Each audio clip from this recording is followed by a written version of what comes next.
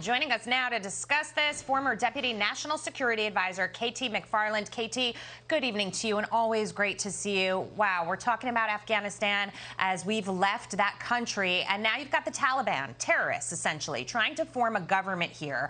And you've got Anthony Blinken basically saying, you know what, we want to see if they'll live up to their obligations. I mean, it's really staggering here to watch this unfold and the U.S. reaction to it. Your thoughts? I just wish he'd stop talking. I mean, the more the Secretary of State talks, the more he looks like a whooped puppy. You know, look, we have left Afghanistan. We have no diplomatic presence there. We have leverage if we're willing to use it. But the leverage doesn't consist of worrying about the international community and what they're going to think of the Taliban. Do you really think that those Taliban leaders care two hoots about going to a cocktail party at the UN? They don't care about the international community and getting scolded by the Secretary of State. They've just defeated, in their minds, a great empire, one of the greatest empires in the history of the world, the United States. So I think that this whole thing, we're relying on their goodwill and their word. You know, they told us they were going to let those Americans out. Come on, get real. You know, the only Americans who are really getting out at this point are the people who were rescued by private Americans, by former special forces who were going in and getting Americans and bringing them out. And you've got the U.S. government, KT, that's actually trying to block that. And just to add some context to the reasoning behind it, what they say is that the private flights are not good to take these people out because they could also harbor terrorists, that we can't control who is or who is not on these flights. However, during the period of evacuation leading up to when the United States actually withdrew, we don't really know who was on those flights either. I mean, this has just become a grand mess.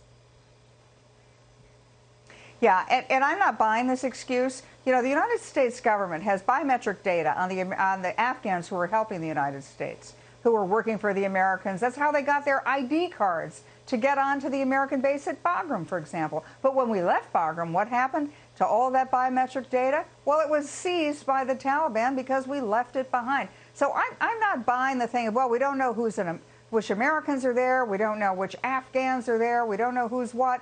You know, come on, why don't you check your own files? You know, right. Amazon could have figured this out. The State Department can't. That is a very good point that you make there. And of course, the State Department says, oh, we're communicating with all of them. And we are communicating and working with the Taliban to get them out. When I hear that, working with the Taliban to get them out, I feel for those people who are on the ground who essentially, you could say, are hostages now at this point. These are people that want to leave, that are not allowed to leave the country. I mean, you know, we're in this period where we're defining what a hostage necessarily is. But I want to move on to this, too, because you've got Blinken testifying on the Hill next week. And I'm just wondering if you think anybody is going to hold his feet to the fire here, and if they do, if he'll just dodge the questions.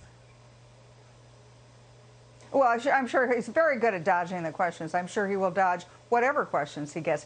You know, here's the other thing is, I think the Biden administration figured they were going to get away with this. They didn't think it would be quite this bad. They didn't think it would be quite the fiasco it's turned out to be. But even so, they figured, look, there are no reporters left in Afghanistan. Whatever happens next is not going to be reported in the international community. But now what they're seeing is their poll numbers are dropping. You know, their popularity is fading. That's why they've gotten to the point where they're taking credit for stuff they didn't even do. Yeah, no, it's perfect. So I just want you to watch this soundbite from Fox News senior political analyst Britt Hume, because he talked about how basically Biden, he can't turn the page on this. Listen. Much as the Biden administration would like to turn the page away from this story and focus on other things, I don't think the story will let them do that. The media, to some extent, will comply and focus less on Afghanistan than it did so intensely there for several weeks. But Afghanistan is like a time bomb over there. I think this is overwhelmingly and largely on Biden, but you know, they can't fire him. And if this gets worse for him politically, he might feel the need to get rid of some of these people and be seen as turning over a new leaf. But so far, he has stubbornly clung, as Peter Doocy just reported, to his insistence that this whole thing was this was a great success. I don't think the public agrees, and I don't think it's likely to start agreeing anytime soon. To your point, quick reaction to that. It's not going to go away. Americans are left there. There will be hostages. And even if he gets away with this one, he won't get away with the next one, which will be China going after Taiwan. What will Biden's response be? The Chinese assume he'll just roll over. KT McFarland, great to see you tonight. Thank you so much for your time. Thanks, Jackie.